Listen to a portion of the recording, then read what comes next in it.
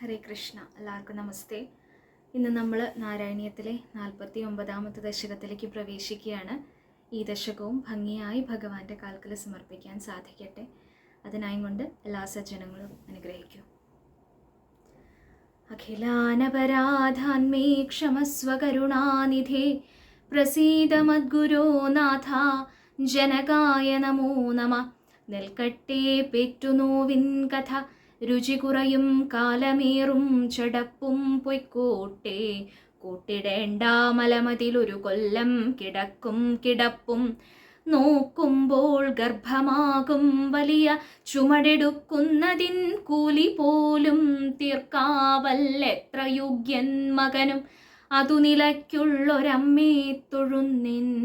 വക്രതുണ്ട മഹാകായ സൂര്യകോടി സമപ്രഭ നിർവിഘ്നം കുരു മേ ദേവ സർവകാര്യേഷു സർവദാ. ഗുരുവര കരുണാലേശമുണ്ടെന്നു വന്നാൽ ഒരുവനും ഒരു കാര്യം സാധ്യമല്ലാതെയുണ്ടോ? പരമതിലൊരു ദൈവം മറ്റെനിക്കില്ല പാർത്താൽ പരമശിവനതാം ആചാര്യനെ കൈ തൊഴുന്നിൻ.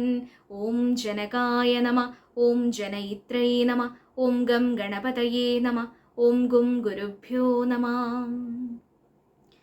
പീതാംബരം കരവിരാജിത ശംഖചക്ര കൗമോദകീ സരസിജം കരുണാസമുദ്രം രാധാസഹായം അതിസുന്ദരമന്ദഹാസം വാതാലയേശമനിശം ഹൃദി ഭാവയാമി. ഗുരുവായൂരപ്പ ശരണം. 49ാമത്തെ ദശകത്തില് വളരെ ചെറിയ ഒരു കഥാഭാഗമാണ് സൂചിപ്പിക്കുന്നത്. ഭഗവാൻ ഇവിടെ കഴിഞ്ഞ ദശകത്തിൽ നമ്മൾ പറഞ്ഞു, കുബേരപുത്രന്മാർക്ക് നളകൂബരനും മണിഗ്രീവനും അവിടെ ശാപമോക്ഷം കൊടുത്തതായിട്ട് നമ്മൾ സൂചിപ്പിച്ചു അല്ലേ. അങ്ങനെ ഈ ഭഗവാൻ ആ ഉരലും കൊണ്ട് അങ്ങോട്ട് നടക്കുന്ന സമയത്ത് 2 മരങ്ങൾ അങ്ങോട്ട് 2 ദിശയിലേക്ക് പൊട്ടി വീഴുന്നത് മാത്രമാണ് ഈ ചുറ്റുമുള്ള ഗോപന്മാരും ഗോപിമാരും ഒക്കെ കണ്ടത്. അപ്പോൾ അവരെന്ത് വിചാരിച്ചു, ഇവിടെയുള്ള വൃക്ഷങ്ങളും കാര്യങ്ങളും ഒക്കെ പഴക്കം ചെന്നിട്ടുണ്ട്, ഇവിടെയാണെങ്കിൽ പലതരം ദുശകുനങ്ങളൊക്കെ കാണുന്നുണ്ട് അല്ലേ. ആദ്യം ആ പൂതന, ശകടൻ, തൃണാവർത്തൻ മുതലായിട്ടുള്ള അസുരന്മാരുടെയൊക്കെ കാര്യം പറഞ്ഞു. അപ്പോൾ അതേപോലെ ഇപ്പോൾ വൃക്ഷങ്ങളൊക്കെ തന്നെ വീഴുന്നു. എന്തൊക്കെയാണ് സംഭവിക്കുന്നത്? ഭൂമി ശാസ്ത്രപരമായിട്ട് ഈ സ്ഥാനം വാസസ്ഥലമായിട്ട് എടുക്കാൻ അത്ര അല്ലാന്നുണ്ടോ, അതോ യോഗ്യ അല്ലാന്നുണ്ടോ എന്നുള്ള ഒരു തോന്നല് ഈ ഭഗവാന്റെ വൈഭവം അറിയാത്ത ഗോപന്മാര് ചിന്തിച്ചു എന്നാണ്. എന്താണ് ഭഗവാന്റെ വൈഭവം അറിയാത്തത് എന്ന് പറഞ്ഞത്? കാരണം ഭഗവാന്റെ ആ ഒരു ലീലയാണ് അത്. കാരണം ഈ കുബേരപുത്രന്മാർക്ക് ശാപമോക്ഷം കൊടുക്കുക എന്നുള്ള അർത്ഥത്തോടു കൂടിയാണ് അതവിടെ ഉണ്ടായത് എന്നുള്ള കാര്യം അറിയാനുള്ളത്ര ജ്ഞാനം ഈ ഗോപന്മാർക്ക്, സാധുക്കളായിട്ടുള്ള ഈ ഗോപന്മാർക്ക് ഇല്ല.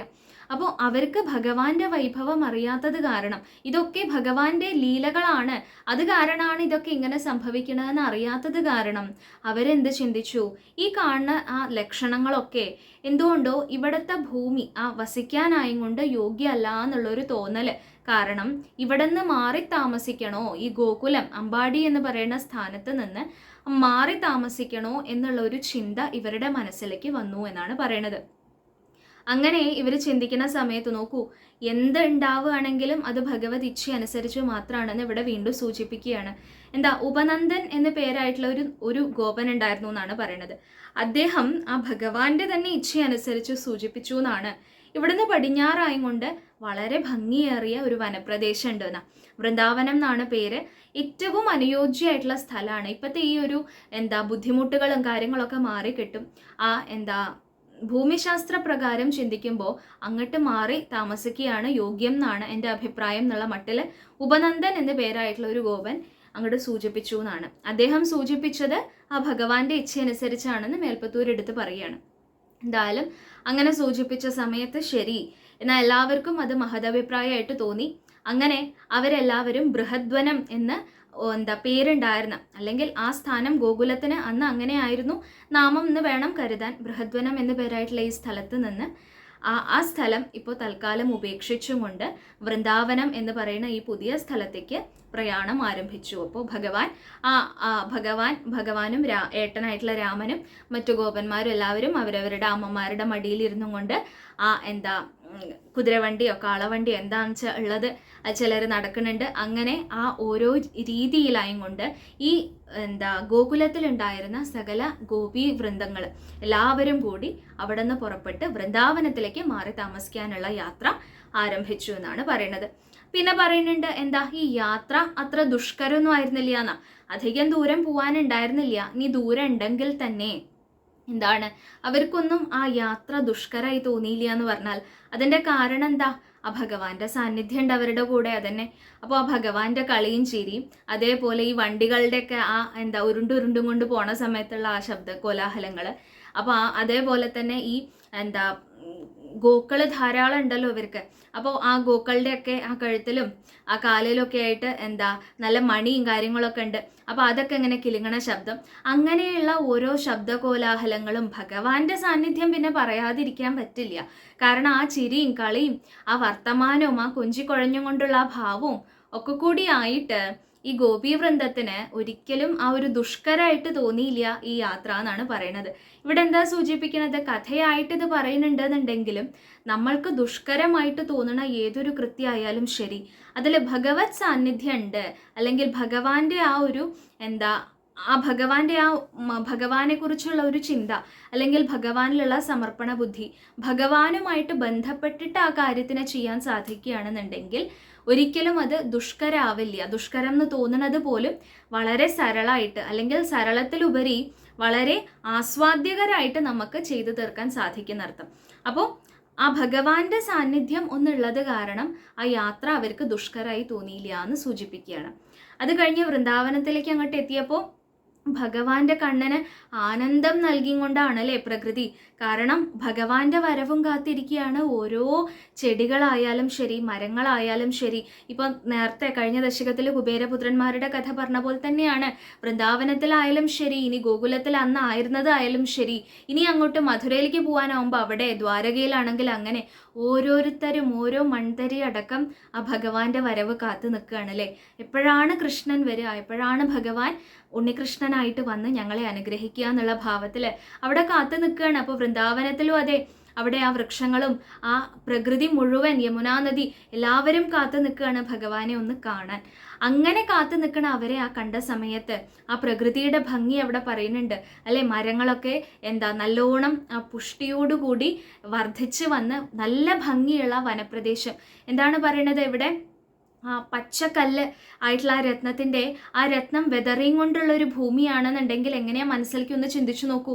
അതേപോലെ ആ വൃക്ഷങ്ങളുടെ ശോഭ കാരണം, ആ വനപ്രദേശത്തിന്റെ ഭംഗി കാരണം, അത്ര ഭംഗിയുള്ള ആ വൃന്ദാവന പ്രദേശം കണ്ടപ്പോൾ ഗോപന്മാര് ഉൾപ്പെടെ ഭഗവാനും മറ്റു പുത്രന്മാരായാലും പുത്രിമാരായാലും അതേപോലെ ഗോപസ്ത്രീകളായാലും ഗോപന്മാർക്കായാലും എല്ലാവർക്കും അത്യധികം ആനന്ദം ഉണ്ടായി എന്നാണ് പറയുന്നത്. അത് കഴിഞ്ഞ് പറയുന്നുണ്ട് ഇവിടെ അർദ്ധചന്ദ്രാകൃതിയിലുള്ള ഗൃഹങ്ങൾ ഉണ്ടാക്കിയും കൊണ്ട് അങ്ങനെ ഓരോരുത്തരായിട്ട് ഗോപന്മാരെല്ലാവരും അവരവരുടെ കുടുംബങ്ങളുടെ കൂടെ അവിടെ വസിക്കാനുള്ള കാര്യങ്ങളൊക്കെ തയ്യാറാക്കി അവിടെ ആ താമസം ആരംഭിച്ചു എന്നാണ് പറയുന്നത്. ഭഗവാനാവട്ടെ അവിടെ കൂട്ടുകാരുടെയൊക്കെ കൂടെ ആ വനപ്രദേശങ്ങളൊക്കെ ചുറ്റി നടന്ന് കാണാൻ ആരംഭിച്ചു എന്നാണ് പറയുന്നത്. പിന്നെ പറയുന്നുണ്ട് യമുനാ നദിയുടെ ഭംഗിയാണ് പറയുന്നത്. എങ്ങനെയാ പറയുന്നത്? കാളിന്തി എന്നാണ് അല്ലേ ആ യമുനാ നദിയെ പറയുക. ഈ യമപുത്രിയായിട്ടുള്ള കാളിന്തി അവിടെ ആ പലതരം വഴികളുണ്ട്, വളഞ്ഞു പൊളഞ്ഞ വഴികളുണ്ട്. ഈ വഴികളിലൂടെയാണ്, അങ്ങനെയുള്ള ആ മാർഗത്തിലൂടെ ഈ യമുനാ നദി ഒഴുകി വരുന്നത് കാണാൻ സാധിക്കുന്ന. അപ്പൊ ആ നദിക്ക് തന്നെ ഒരു പ്രത്യേക ഭംഗിയാ. നേരെ ഒഴുകി വരികയല്ലാണ്ടേ ആ വൃക്ഷങ്ങൾക്കനുസരിച്ച് ഓരോരോ വളവൊക്കെ ആയിട്ട് വളഞ്ഞതായിട്ടുള്ള വഴി കൂടെ ആ ഭംഗിയായിട്ട് ഒഴുക്കോടുകൂടി തെളിഞ്ഞ വെള്ളത്തോടുകൂടി ആ ശുദ്ധമായിട്ടുള്ള ജലത്തോടു കൂടിയിട്ടുള്ള യമുനാ നദി ഒഴുകി വരുന്നുണ്ട്. ആ യമുനാ നദിയിലാണെങ്കിൽ അരയന്നങ്ങളാണെന്നാ. അരയന്നങ്ങൾ പരസ്പരം സംഭാഷണം ചെയ്യുക, നർമ്മ സംഭാഷണങ്ങൾ ചെയ്യണ രീതിയിലുള്ള ആ ദൃശ്യങ്ങൾ അവിടെ കൺകുളിർക്ക് ഭഗവാന് കാണാൻ സാധിച്ചു. അതേപോലെ പറയുന്നുണ്ട് ഈ യമുനാ നദിയിലാണെങ്കിലോ താമരപ്പൂക്കള് വിരിഞ്ഞു നിൽക്കുകയാണ് അല്ലെ. എല്ലാ പ്രകൃതിയിലുള്ള സകലതും ആ ഭഗവാനെ സ്വീകരിക്കാനായിക്കൊണ്ട്, സ്വാഗതം ചെയ്യാനായിക്കൊണ്ട് അവരവരുടെ രീതിയിൽ, അവരവരുടെ അവരവർക്ക് ഭഗവാൻ കൊടുത്തിട്ടുള്ള ആ ശൈലിയിൽ അവർ ഭഗവാനെ സ്വാഗതം ചെയ്തുകൊണ്ട്, ചിലര് ആ മധുരമായിട്ടുള്ള ശബ്ദം പുറപ്പെടുവിപ്പിച്ചും കൊണ്ടാണ്, പുഷ്പങ്ങളാണെങ്കിൽ വിരിഞ്ഞു നിന്നുകൊണ്ട് അവരുടെ ആ ശോഭ കാരണം ഭഗവാന്റെ കാൽക്കൽ ഈ പുഷ്പത്തിന് അവിടെ സ്ഥാനം ഉണ്ടോ എന്നുള്ള മട്ടില് അങ്ങനെ നിൽക്കുന്നത് പോലെ. എന്തായാലും ഈ യമുനാ നദിയിൽ നിറച്ച താമരപ്പൂക്കളാണ് വിരിഞ്ഞ് നിൽക്കുകയാണ്. അരയന്നങ്ങളുടെ പറഞ്ഞു നമ്മൾ. അങ്ങനെയുള്ള ആ യമുന ഭഗവാന്റെ വരവും കാത്തു നിൽക്കുകയായിരുന്നു വൃന്ദാവനത്തിൽ. ഇപ്പോൾ ഭഗവാൻ വന്ന സമയത്ത് ഭഗവാനെ അത്യധികം സന്തോഷത്തോടു കൂടി സ്വീകരിച്ചും കൊണ്ട് അവിടെ ആ ജലാശയം കാത്തു നിൽക്കുകയാണെന്നാണ്. അതേപോലെ പറയുന്നുണ്ട് എന്താ മയൂരങ്ങളെ കുറിച്ച് പറയുകയാണ്. നിറച്ച് മയൂരങ്ങളാണ് അവിടെ ആ പ്രദേശത്തിലൊക്കെ. എവിടെ? ഗോവർദ്ധനം. അവിടെ നമ്മൾ വൃന്ദാവനത്തിന്റെ ഒരു പ്രത്യേകത എന്താണ്? ആ ഗോവർദ്ധന പർവ്വതം തന്നെയാ. ഗോവർദ്ധന പർവ്വതം ഭഗവാൻ നോക്കിക്കാണുന്നത് എങ്ങനെയാണ് മേൽപ്പത്തൂര് പറയണതെന്ന് വെച്ചാൽ ആ പീലിയൊക്കെ വിടർത്തി കൊണ്ട് നിറച്ച് മയിലുകളാണെന്നാ. ആ മയിലുകളുടെ ആ ശോഭ ഒരു ഭാഗത്ത്. അതേപോലെ തന്നെ അതിലും ഉപരിയായി നിൽക്കണു ആ രത്നക്കല്ലുകളൊക്കെ പതിപ്പിച്ച രീതിയിൽ അനേകം കല്ലുകളൊക്കെ ആ ശോഭ അവിടെ കാണാനുണ്ട് ആ പർവ്വതത്തിന്റെ മുകളിലായും കൊണ്ട്. ഇനി അതിന്റെ ഒരു ഉയരം പറയുകയാണെങ്കിൽ ബ്രഹ്മലോകം വരെ എത്തുമോ എന്നുള്ള മട്ടില് അത്രയും ഉയരത്തിൽ നിൽക്കണം ആ പർവ്വതം. അങ്ങനെ അത്ര ശോഭ, അത്ര തേജസ്സുള്ള ആ ഒരു പർവ്വതം അവിടെ ഭഗവാൻ നോക്കിക്കണ്ടു. ആ ഗോവർദ്ധനം തൻ്റെ ഗോക്കൾക്ക് വർധനവ് ഉണ്ടാവാൻ, അതായത് അവർക്ക് വേണ്ട പുഷ്ടി ഉണ്ടാവാൻ, അവർക്ക് വേണ്ട ഭക്ഷണം എന്താണോ അത് വേണ്ട രീതിയിലാവാൻ, അവർക്ക് വളർച്ച ഉണ്ടാവാനും പുഷ്ടി ഉണ്ടാവാനും ഗോവ് വർദ്ധിക്കാൻ ഏറ്റവും ഉത്തമമായിട്ടുള്ള സ്ഥാനം എന്നുള്ള അർത്ഥത്തിൽ ആ ഗോവർദ്ധന പർവ്വതത്തിനെയും ഭഗവാൻ നോക്കിക്കണ്ടു എന്ന് പറയുകയാണ്. അത് കഴിഞ്ഞ് പിന്നെ പറയുകയാണ്, പിന്നെ അവിടെ നിന്ന് അങ്ങോട്ട് തുടങ്ങി കൂട്ടുകാരുടെ കൂടെ ഓടി നടക്കുക തന്നെയാണ് വനപ്രദേശങ്ങളിൽ. എന്താണ് അടുത്ത 2 ശ്ലോകങ്ങളിലായിട്ട് പറയുന്നുണ്ട്. ഭഗവാൻ ഇപ്പോൾ അത്രയും ഔത്സുക്യാണെന്നാ, ഉഷാറായി ഇപ്പോൾ ഭഗവാൻ. എന്താ ഈ ഓടിച്ചാടി നടക്കാനുള്ള സമയമായിട്ടുണ്ട്. ഒരു 4-5 വയസ്സൊക്കെ കഴിഞ്ഞു. പിന്നെ മിത്രങ്ങളുണ്ട്. ഇപ്പോഴാ അതിഗംഭീരമായിട്ടുള്ള അത്രയും ഭംഗിയാർന്ന ഒരു വനപ്രദേശവും കിട്ടിയിട്ടുണ്ട്. അപ്പോൾ ഈ ഗോക്കളെയൊക്കെ കൊണ്ട് അവയെ മേയ്ക്കാൻ വേണ്ടിയിട്ട് നടക്കുക എന്നുള്ള ഭാവത്തിൽ ഭഗവാൻ രാവിലെ ആയിക്കഴിഞ്ഞാൽ പുറപ്പെടും. വൈകുന്നേരം വരെ ആ കൂട്ടുകാരുടെ കൂടെ കളിച്ച് നടക്കാനുള്ള ആ ഭാവത്തിൽ ഏട്ടൻ്റെയും കൂട്ടുകാരുടെയും കൂടെ പുറപ്പെട്ടു എന്നാ. അങ്ങനെ ഭഗവാൻ ഈ സഞ്ചരിക്കണ വഴി കൂടെ ഒക്കെ യമുനാ നദി പിന്നാലെ ആ ഒഴുകിക്കൊണ്ടിരുന്നു. അപ്പൊ ആ വൃന്ദാവനത്തിലെ യമുനയെ കാണാൻ ഇല്ലാത്ത സ്ഥലം ചുരുക്കാണെന്നാ പറയുക. അങ്ങനെ യമുനാ നദി അത്രയും എല്ലാ ഭാഗത്തു കൂടി ഒഴുകിക്കൊണ്ട് ഭഗവാന്റെ കാലം എവിടെ ഉണ്ടോ അവിടെ യമുന ഉണ്ട് എന്നുള്ള ഭാവത്തില് ഒരു ഇവിടെ മേൽപ്പത്തൂര് പ്രയോഗിക്കുന്നത് എങ്ങനെയാണ്? ഒരു കാമുകന്റെ പിന്നാലെ എങ്ങനെയാണോ ആ കാമുകി പോകുന്നത്, ഒരു പ്രിയതമന്റെ പിന്നാലെ എങ്ങനെയാണോ പ്രേയസി പോകുന്നത്, ആ മട്ടില് ആ യമുനാ നദി തൻ്റെ സർവസ്വവുമായിട്ടുള്ള ഗുരുവായൂരപ്പൻ്റെ പിന്നാലെ അതാ ഒഴുകിയും കൊണ്ട് നടക്കുകയാണെന്നാണ്. അതാണ് ആ വൃന്ദാവനത്തിൻ്റെ ഭംഗി. എവിടെ ജലമുണ്ടോ അവിടെയാണ് അഭിവൃദ്ധി ഉള്ളത് അല്ലേ. അപ്പോൾ ആ അർത്ഥത്തിൽ തന്നെ എല്ലാ സ്ഥലത്തും ആ ഐശ്വര്യം അവിടെ തുളുമ്പി നിൽക്കുകയാണെന്നാണ്. വനപ്രദേശത്തിലെ ഭംഗി നമ്മൾ പറഞ്ഞു, പ്രകൃതിയുടെ ഭംഗി നമ്മൾ പറഞ്ഞു. എങ്ങനെയാണ് ഉണ്ടാവാതിരിക്കുക? എല്ലാ ഭാഗത്തും ആ ഭഗവാന്റെ സാന്നിധ്യം ഉണ്ട്, ഭഗവാന്റെ പിന്നാലെ യമുനയുടെ സാന്നിധ്യം ഉണ്ട് എന്നാണ്. അപ്പോൾ അങ്ങനെയുള്ള ആ വൃന്ദാവനത്തിൽ വിരാജിച്ചു തുടങ്ങിയ ഹേ ഗുരുവായൂരപ്പ, അവിടെ ലീലകൾ ആടാൻ ഇനിയതാ ആരംഭിക്കണ ഹേ ഗുരുവായൂരപ്പ, അടിയന്റെ രോഗങ്ങൾ മാറ്റി തരണേ എന്ന് പ്രാർത്ഥിച്ചും കൊണ്ട് മേൽപ്പത്തൂർ ഈ ദശകം സമർപ്പിക്കുകയാണ്. അപ്പൊ ഈ ദശകത്തിൽ പ്രത്യേകം കഥ എന്ന് പറയാനൊന്നുമില്ല. എന്നാൽ ഈ വൃന്ദാവന പ്രവേശം എന്നുള്ള ആ ഒരു ഭാഗമാണ് ഇവിടെ സൂചിപ്പിക്കുന്നത്. അപ്പോൾ ഈ ഒരു ഭാഗത്തുനിന്നും ചെറിയൊരു കാര്യം നമുക്ക് മനസ്സിലാക്കാൻ കിട്ടുന്നത് എന്താന്ന് വെച്ചാൽ, ഏതൊരു സന്ദർഭമായാലും ജീവിതത്തിൽ മാറ്റങ്ങൾ ഏത് സമയവും വന്നുകൊണ്ടിരിക്കും. അപ്പോൾ ആ മാറ്റത്തിനെ നമ്മൾ സ്വീകരിക്കാനുള്ള ഒരു മനസ്സിൻ്റെ പക്വത നമ്മൾക്ക് ഉണ്ടാവണം എന്നാണ്. ഇപ്പോൾ ഭഗവാൻ അവിടെ ഗോകുലത്തിൽ നിന്ന് അവിടെ ആ ലക്ഷണങ്ങളും സന്ദർഭവും ഒന്നും ഉത്തമമല്ല എന്ന് കണ്ട സമയത്ത് അവിടുന്ന് മുതിർന്ന ആൾക്കാരൊക്കെ കൂടി തീരുമാനിച്ചിട്ട് ഭഗവാൻ വൃന്ദാവനത്തിലേക്ക് വന്നു എന്നാണ് പറയണത് അല്ലേ. അപ്പോൾ ഇതേപോലെ തന്നെ ഇവിടെ നമുക്ക് ഒരു കമ്പാരിസൺ നമുക്ക് നടത്താൻ പറ്റുന്നത് എന്താണെന്ന് വെച്ചാൽ, ഭഗവാൻ ശ്രീരാമമൂർത്തിയായിട്ട് അവതരിച്ച സമയത്ത് ഭഗവാൻ ജനിച്ചത് രാജകൊട്ടാരത്തിലാണ്. അത് കഴിഞ്ഞ് ഭഗവാൻ വസിച്ചത് കാട്ടിലാണ്. ഇവിടെ നേരെ തിരിച്ച് നമുക്ക് കാണാൻ സാധിക്കുക, ഈ ഭഗവാൻ കൃഷ്ണനായിട്ട് വന്നപ്പോൾ ബാല്യം മുഴുവൻ നമുക്ക് കാട്ടിലാണ് കാണാൻ സാധിക്കുക. അതായത് വൃന്ദാവനം മുതലായിട്ടുള്ള ആ കാടുകളിലാണ് സാധിക്കുക കാണാൻ. അത് കഴിഞ്ഞ് ഭഗവാന്റെ കർമ്മനിരതായിട്ടുള്ള ജീവിതം പിന്നെ വരുന്നത് ആ രാജ്യത്താണേനും. അപ്പൊ രണ്ടും നമുക്ക് കാണിച്ചു തരുന്നുണ്ട്. ഏത് സന്ദർഭത്തിൽ നമ്മൾ ജനിച്ചാലും ശരി, ജീവിതം മുന്നോട്ട് പോകുന്നതിനനുസരിച്ച് നമ്മൾക്ക് ജീവിതത്തിൽ സന്ദർഭോചിതമായിട്ട് പലതരം മാറ്റങ്ങളും വരും. ആ മാറ്റം വരുന്ന സമയത്ത് അതിനെ ആ പക്വതയോടുകൂടി നമ്മളുടെ കർമ്മം ചെയ്യാൻ അനുസൃതമായിട്ടാണ് ഈ മാറ്റം വരുന്നതെന്ന് മനസ്സിലാക്കിയും കൊണ്ട് അതിനനുസരിച്ച് നമ്മൾ ജീവിക്കാനുള്ള ഒരു പാകത നമ്മുടെ മനസ്സിന് ഉണ്ടാക്കിയെടുക്കണം എന്നൊരു കാര്യം കൂടി ഇതൊന്ന് മനസ്സിലാക്കാം നമുക്ക്. അപ്പോൾ ഇനി ഭഗവാന്റെ വൃന്ദാവന ലീലകളാണ് ഓരോന്നോരോന്നായിട്ട് അടുത്ത അധ്യായം മുതൽക്ക് നമുക്ക് കാണാനുള്ളത്. എന്തായാലും ഈ ദശകോതെ ഭഗവാന്റെ കാൽക്കൽ നമുക്ക് ചൊല്ലി സമർപ്പിക്കാം. ഹരേ. ഓം നമോ ഭഗവതേ വാസുദേവായ. ഓം നമോ നാരായണായ. ഭവത്പ്രഭാവാ വിദുരാഹി ഗോപാ തരുപ്രപാതാദികമത്ര ഗോഷ്ഠേ അഹേതുമുൽപാതഗണം വിശങ്ക്യ പ്രയാതുമന്യത്ര മനോവിതേനു. തത്രോപനന്ദാഭിതഗോപവർയോ ജഗൗ ഭവത്പ്രേരണയൈവ നൂനം. ഇതഃ പ്രതീച്യാം വിപിനം മനോജ്ഞം വൃന്ദാവനം നാമ വിരാജതീതി. ബൃഹദ്വനം തത്ഖലു നന്ദമുഖ്യാ വിധായ ഗൗഷ്ഠീനമഥ ക്ഷണേന. ത്വദന്വിതത്വജ്ജനനീ നിവിഷ്ടഗരിഷ്ഠയാനാനുഗതാ വിചേലു. അനോമനോജ്ഞധ്വനിധേനുപാളീഖുരപ്രണാദാന്തരതോ വധൂഭി. ഭവദ്വിനോദാലപിതാക്ഷരാണി പ്രപീയനാജ്ഞായത മാർഗദൈർഘ്യം.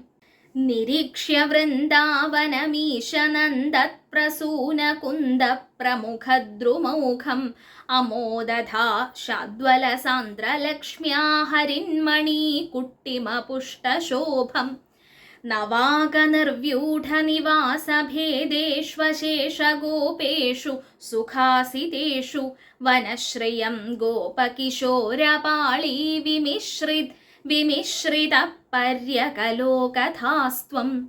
അരാളമാർഗാഗതനിർമ്മലാപാം മരാളകൂജാകൃതനർമ്മലാപാം നിരന്തരസ്മേരസരോജവക്ത്രാം കളിന്ദകന്യാം സമലോകയസ്ത്വം. മയൂരകേകാശതലോഭനീയം മയൂഖമാലാശബളം മണീനാം വിരിഞ്ചലോകസ്പൃശമുച്ചശൃംഗൈ ഗിരിം ച ഗോവർദ്ധനമൈക്ഷതാസ്ത്വം. സമം തതോ ഗോപകുമാരകൈസ്ത്വം സമന്തതോ യത്ര വനാന്തമാഗാ. തതസ്തതസ്താം കുടിലാമപശ്യ കളിന്ദജാം രാഘവതീമിവൈകാം. തഥാവിധേऽസ്മിन् വിപിനെ പശവ്യേ സമുത്സുകോ വത്സഗണപ്രചാരൈ.